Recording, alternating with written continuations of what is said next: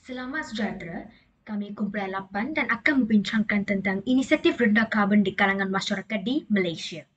Saya Suwan Chandrakarnakaran dan rakan-rakan saya termasuklah Wiki Ting Liu Ying, Catherine Pang Jingwen, Disantini Sasidaran, Eng Singyi, Eng Yongyi, dan Sevendi Morgan.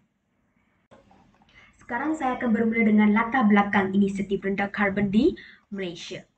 Komitmen Malaysia untuk mengurangkan pelepasan karbon bermula pada tahun 2006. Pada tahun 2009, dalam mesyuarat Konvensyen Rangka Kerja Pertubuhan Bangsa-Bangsa Bersatu mengenai perubahan iklim di Copenhagen, bekas Perdana Menteri Malaysia Najib Razak mengumumkan bahawa Malaysia akan meneruskan pengurangan 40% dalam intensiti pelepasan karbon menjelang tahun 2020. Sejak itu, beberapa dasar dan pelan strategik telah perlahan-lahan mengubah hala negara ke arah masa depan yang kurang karbon intensif. Seterusnya, status semasa inisiatif rendah karbon di Malaysia. Sehingga 2019, negara kita dapat mengurangkan kadar intensiti pelepasan karbon kepada 33%. Namun, sokongan tambahan dalam bentuk pembiayaan iklim dan pemindahan teknologi boleh mendorong penyakarbonan selanjutnya. Pada tahun 2021, Perdana Menteri Malaysia memperkenalkan Rancangan Malaysia ke-12 (RMK-12) merupakan inisiatif yang akan membawa kepada pengurangan karbon. RMK-12 ini telah menggariskan laluan Malaysia ke arah pelepasan sifar bersih.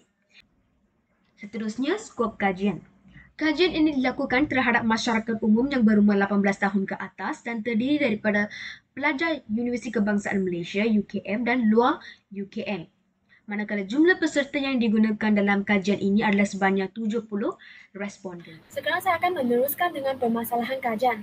Permasalahan kajian ini mengandungi tingkah laku dan aktiviti yang menyumbang kepada pelepasan gas rumah hijau dan faktor yang menghadkan tingkah laku dan aktiviti yang menyumbang kepada penurunan pelepasan gas rumah hijau. Yang pertama ialah pembakaran secara terbuka dengan tujuan penerokaan hutan dan pertanian pindah. Pokok-pokok yang dibakar akan menyebabkan pelepasan gas karbon dioksida dan juga haba terperangkap di udara dan menyebabkan pelepasan gas rumah hijau. Yang kedua ialah penggunaan kenderaan bermotor, iaitu pembakaran bahan api fosil seperti minyak petrol dan diesel daripada kenderaan bermotor akan menghasilkan gas karbon monoksida, nitrous oksida dan hidrokarbon menyumbang kepada pelepasan gas rumah hijau. Yang ketiga ialah pihak majikan bagi industri yang tidak memasang penapis asap pada cerobong kilang. Ini akan menyebabkan pelepasan gas karbon dioksida dan monoksida dan menyebabkan kesan rumah hijau. Yang keempat ialah aktiviti pertanian dan penternakan. Contohnya penggunaan racun serangga dan baja kimia secara berlebihan dan tanpa kawalan akan mengeluarkan gas metana dan aktiviti pertanian serta emisi gas daripada haiwan penternakan seperti kambing dan lembu-lembu biwi akan mengeluarkan banyak gas rumah hijau terutamanya gas metana. Yang kelima ialah penggunaan klorofluorokarbon iaitu CFC dengan banyak seperti penghawa dingin, aerosol dan peti sejuk. Pelepasan gas yang mengandungi karbon klorin dan fluorin telah menghalang dan merangkap haba bumi daripada terbebas keluar ke angkasa. Akhirnya ialah aktiviti perindustrian. Contohnya, industri kimia melepaskan pencemar yang mengandungi pelbagai kompaun yang berasaskan nitrogen dan sulfur dan juga kilang penapis minyak mengeluarkan asap dan yang mengandungi sulfur dioksida. Salam sejahtera semua. Hari ini saya ingin mempersembahkan objektif kajian kami.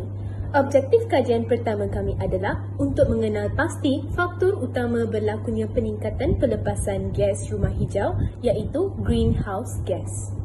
Objektif kedua kami pula mengenal pasti impak utama terhadap peningkatan pelepasan gas rumah hijau.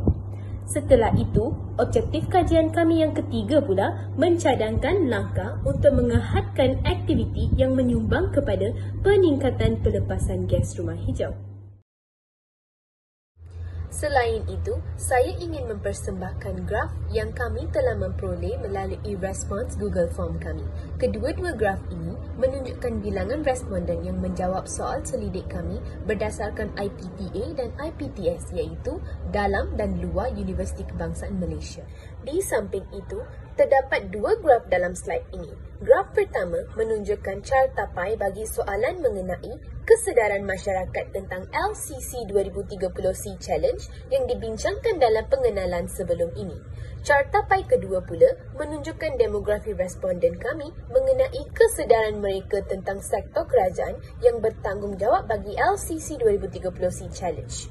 Tujuan soalan ini juga adalah untuk menguji responden kami, mereka ada membaca deskriptif Google Form ataupun tidak.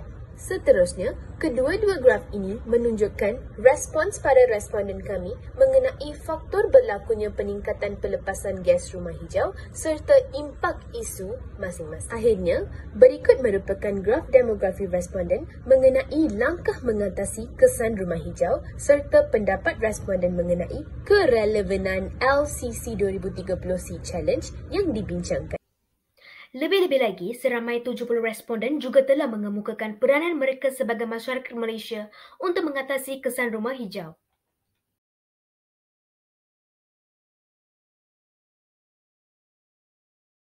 Berdasarkan daripada Google Form yang telah kami edarkan kepada seramai 70 orang mahasiswa, kebanyakan faktor yang dipercayai oleh mahasiswa berlakunya peningkatan pelepasan gas rumah hijau ialah disebabkan oleh faktor peningkatan pelepasan karbon dioksida ke atmosfera. So, sebanyak 58 orang iaitu seramai 82.9% mempercayai bahawa peningkatan pelepasan karbon dioksida ke atmosfera ini akan meningkatkan pelepasan gas rumah hijau. Dan hal ini dapat disokongkan lagi menurut Kementerian Sumber Asli Alam Sekitar dan juga Perubahan Iklim pada tahun 2023. Gas-gas daripada kesan rumah hijau adalah termasuk karbon dioksida yang terdapat di atmosfera bumi kita. So, untuk impak sekiranya pelepasan gas rumah hijau semakin meningkat tanpa kawalan, antara pilihan yang paling terbanyak dipilih ialah berlakunya masalah pemanasan global, iaitu seramai 58 orang ataupun 82.9% juga mereka percayai bahawa semakinlah banyak pelepasan gas rumah hijau, maka semakinlah serius masalah pemanasan global. So, hal ini dapat disokongkan lagi juga menurut Muhammad Rozaimi Ridwan pada tahun 2022. Peningkatan gas rumah hijau terutamanya dalam bentuk karbon dioksida dan lain-lain boleh menyebabkan pemanasan global dan juga perubahan suhu persekitaran. Dan akhirnya, untuk langkah yang agak efisien untuk mengehatkan tingkah laku ataupun aktiviti yang menyumbang kepada peningkatan pelepasan gas rumah hijau ialah mengurangkan pelepasan daripada industri semasa pemprosesan dan pembungkusan di mana seramai 21 orang ataupun 30% orang mahasiswa mempercayai bahawa mengurangkan pelepasan gas industri ini dapat mengehatkan peningkatan pelepasan gas rumah hijau. So, hal ini dapat disokongkan lagi daripada kajian daripada Parti Sosialis Malaysia pada tahun 2020 yang menyatakan bahawa pembakaran bahan api fosil di kilang perlu dikurangkan dengan mempromosikan kecekapan tenaga dengan menggalakkan industri untuk menukarkan motor lama kepada motor yang lebih cekap tenaga serta berasaskan teknologi inverter untuk mengurangkan lagi pembaziran dalam konteks ini. Daripada 70 responden, kebanyakan responden menyatakan bahawa mereka harus mengurangkan penggunaan elektrik. Seterusnya diikuti dengan menggunakan kenderaan awam dan berkongsi kereta untuk mengatasi kesan rumah hijau. Pengurangan penggunaan elektrik merupakan peranan terbaik masyarakat kerana tenaga elektrik adalah dijana melalui pembakaran fosil di Malaysia. Pembakaran fosil ini merupakan aktiviti utama pelepasan gas rumah hijau, terutamanya karbon dioksida menurut pandangan penyelidik. Kesimpulannya, faktor utama berlakunya peningkatan pelepasan gas rumah hijau ialah melalui peningkatan pelepasan karbon dioksida ke atmosfera. Seterusnya, impak utama terhadap peningkatan pelepasan gas rumah hijau ialah akan berlaku masalah pemanasan global.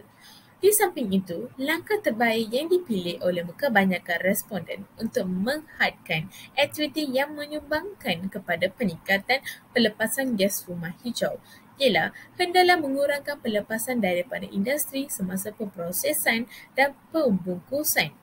Oleh itu, pihak berkenan hendaklah mengambil langkah pencegahan terhadap pelepasan gas rumah hijau supaya kesejahteraan masyarakat dan alam sekitar lebih menjamin.